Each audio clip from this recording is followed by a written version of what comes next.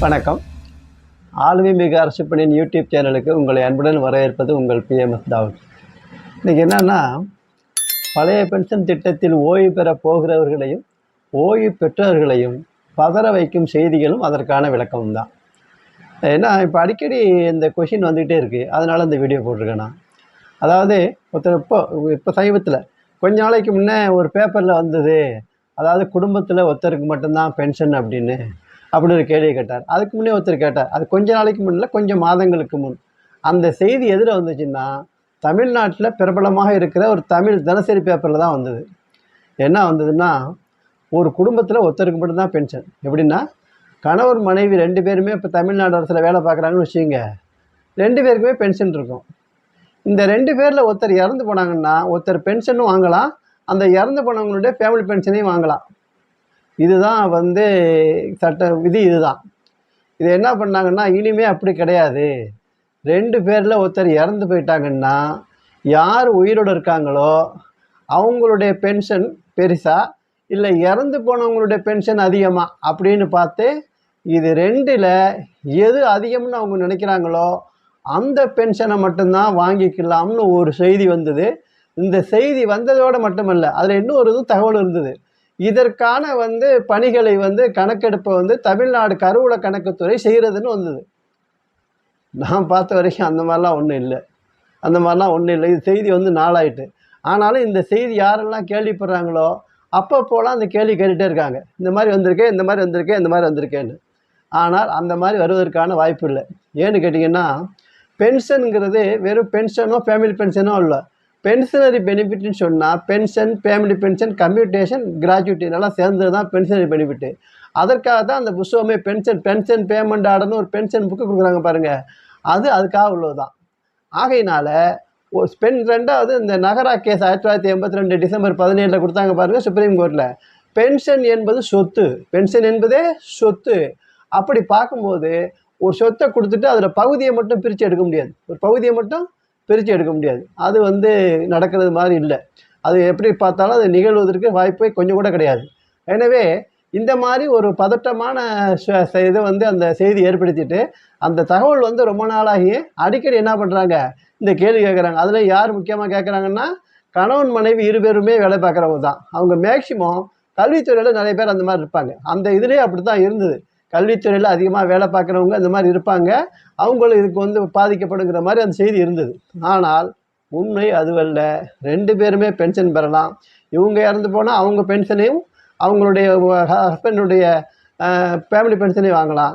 இவர் இறந்து போனாருன்னா அவங்க பென்ஷனையும் மனைவியினுடைய ஃபேமிலி பென்ஷனையும் வாங்கலாம். இதுதான் இப்போதைக்கு ஷரத்து. வேறு ஒன்றும் மாற்றம் வரலை, இது வரைக்கும் வராது, இனிமேலும் வர்றதுக்கான வாய்ப்பு ரொம்ப குறைவு. இது ரொம்ப பேரை பதற வைத்தது. ஏன்னா இப்போ பழைய பென்ஷனில் உள்ள ஆள் ரிட்டையர் ஆகுறது 2040 ஆகும். 60 வயசு தான் ரிட்டையர்மெண்ட்டு. நம்ம தமிழ்நாட்டில் 2003 ஏப்ரல்லேருந்தும் ஒன்றிய அரசில் 2004 ஜனவரிலேருந்து வந்திருக்கு.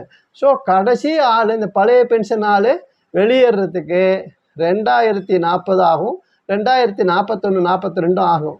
இன்னும் 16, 18 வயசு வருஷம் வரைக்கும் கூட இந்த பழைய பென்ஷன் திட்டம் தொடரும். அதாவது கொடுக்குறதே.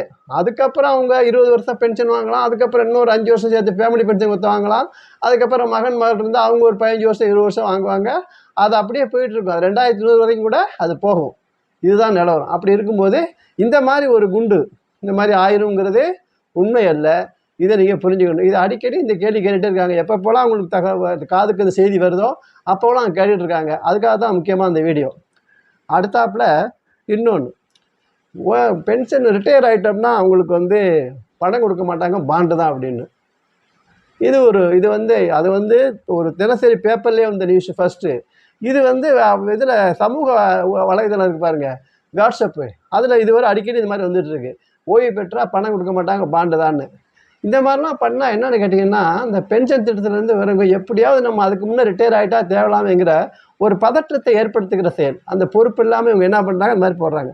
இதில் என்ன உண்மை இருக்குதுன்னா, 2003 ஒரு 3 காரியம் செஞ்சாங்க தமிழ்நாடு அரசில். ஒன்று, சிபிஎஸ்ங்கிற திட்டத்தை கொண்டு வந்தாங்க. 2003 ஏப்ரலில் சிபிஎஸ்ங்கிற கான்ட்ரிபியூட்டரி பென்ஷன் சேவிங் ஸ்கீம்ங்கிற ஒரு பங்களிப்பு திட்டத்தை கொண்டு வந்தாங்க. 2வது, இந்த கிராஜுவிட்டிலாம் இருக்குது பாருங்கள், அதை ஒரே மொத்தமாக கொடுக்காம 3 தவணையில் கொடுத்தாங்க. முதல்ல ஒரு செக்கு, அப்புறம் வந்து அடுத்த வருஷம் ஒரு செக்கு, அடுத்த வருஷம் செக்குன்னாங்க. அப்போ நான் அந்த செக்கு கொடுக்குற டிபார்ட்மெண்ட்டே நான் இருந்தேன், கையெழுத்தும் போட்டேன். அதுக்கு என்னன்னு கேட்டிங்கன்னா, பாண்டெல்லாம் கொடுக்கல. ஒரு அப்போ வந்து அதிகபட்ச கிராஜுவிட்டியே என்னன்னு கேட்டிங்கன்னா 2 லட்ச ரூபா தான். இதை 3ஆக பிரித்தா எவ்வளோ வரப்போகுது? 80,000 83,000 என்னமோ தான் வரும்.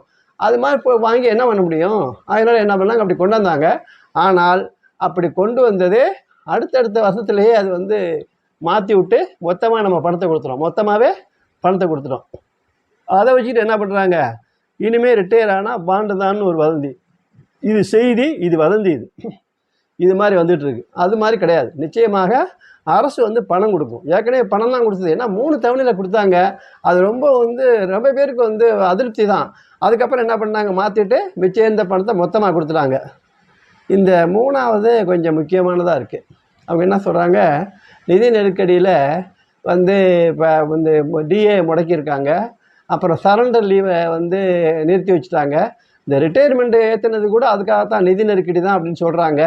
அப்படின்னு சொல்லிட்டு இவங்க என்ன கேட்குறாங்க, போகிற போக்கில் நான் சொன்னேன் இல்லையா, 2040 வரைக்கும் வந்து இவங்க வந்து இப்போ சர்வீஸில் இருக்கிறவங்க ரிட்டையர் ஆகும், பழைய பென்ஷன் திட்டத்தில் இன்னும் 16 வருஷம் குறைச்சலாக இருக்குது.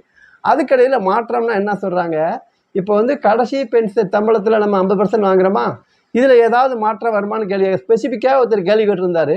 அந்த கேள்வி வந்து ஏற்கனவே வந்து உள்ளது தான். என்ன பண்ணாங்கன்னா 2003 நான் சொன்னேனே, சிபிஎஸ்ஸை கொண்டு வந்தாங்க. இந்த கிராஜுவிட்டி மாதிரி மொத்த பணத்தையெல்லாம் 3 தவணையாக கொடுத்தாங்க.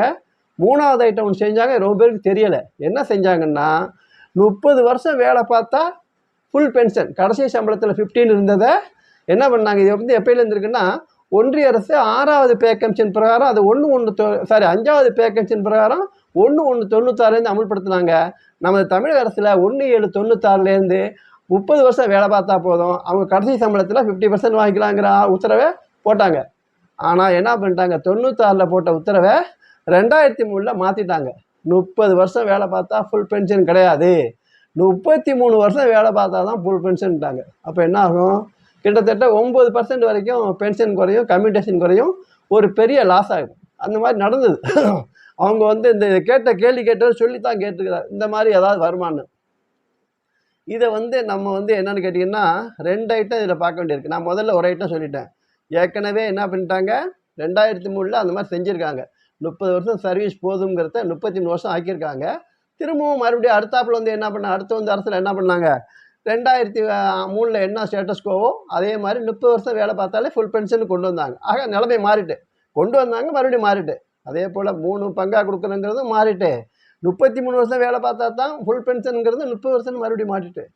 ஆனால் இப்போ என்ன பார்க்க வேண்டியிருக்குன்னா, அவர் கேட்குற கேள்வி அதுதான். என்ன கேட்டாருன்னா, இபிஎஸ் இருக்கு பாருங்க, எம்ப்ளாயிஸ் பென்ஷன் ஸ்கீமில் அது வந்து 12 மாத ஆவரேஜுக்கு தான் பென்ஷன் கொடுத்துருந்தாங்க. அது இன்னும் பார்த்தீங்கன்னா அதிகபட்ச பென்ஷனே 7,500, குறைஞ்சபட்ச பென்ஷன் 1000 தான்.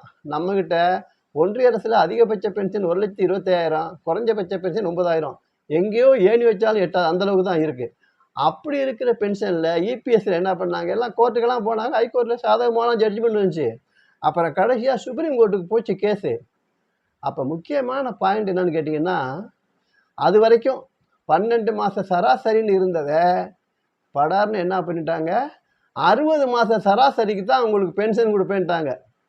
ஏற்கனவே பென்ஷனே ரொம்ப கம்மியாக இருக்குது. இதில் என்ன பண்ணிட்டாங்க, 12 மாத சராசரிக்கு பென்ஷன் கணக்கிட்டதை 60 மாதம் 5 வருஷம் வாங்கின சம்பளத்துக்கு சராசரி என்னவோ அதுக்கு தான் பென்ஷன் ஒரு விதியை கொண்டு வந்தாங்க.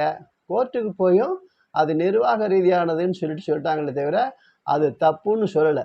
அதை சுட்டி காட்டுகிறார்.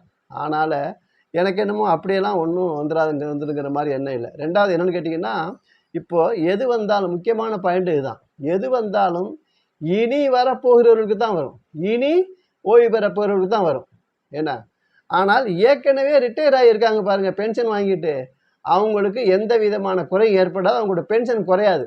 வேணும்னா டிஏனுடைய அளவு குறையலாம். இப்போ நான் கூட ஏற்கனவே ஒரு வீடியோவில் சொல்லித்தேன் இல்லையா, 2014 ஜனவரியில் டிஏ 100%, அதே 10 வருஷம் கழித்து 2024 ஜனவரியில் டிஏ 50% சொன்னேன் இல்லையா.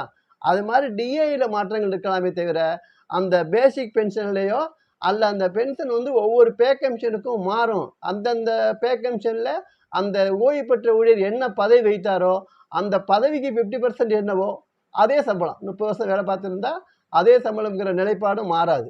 எனவே இது வந்து 4வதா உள்ளது ஒரு சிலருக்கு உண்டான பயம். அதெல்லாம் அந்த மாதிரிலாம் ஆகிடாது. அவங்க என்ன பென்ஷன் வாங்கினாங்களோ அது ஃபைனலாக தான் இருக்கும். ஆகையினால இந்த மாதிரி குழப்பமே வேண்டியதில்லை. ஏன்னா இது அடிக்கடி இந்த செய்தி வந்து இது ஃபோன் பண்ணுறது இல்லை நேரடி வகுப்புகளில் கேட்குறதுமா இருக்காங்க. இப்போ வந்து ஓய்வு பெறுவதற்கான ஒரு இதில் கூட கவுன்சிலிங் கூட இன்னும் வேறு மாதிரி கேள்விலாம் கேட்டாங்க. இந்த மாதிரி ஆகுமா அந்த மாதிரி ஆகணும், எந்த மாதிரியும் ஆயிராது. என்னன்னு கேட்டிங்கன்னா இதில் வந்து நிச்சயமாக நடக்காது. குடும்பத்தில் ஒருத்தருக்கு மட்டுமே பென்ஷனுங்கிறது நடக்காது. 2 பேர் வேலை பார்த்தா 2 பேருக்கு பென்ஷன் உண்டு. ஒருத்தவங்க இறந்து போனால் பென்ஷன் உண்டு, ஃபேமிலி பென்ஷன் உண்டு. அதே போல் பாண்டுங்கிறதுலாம் இல்லை.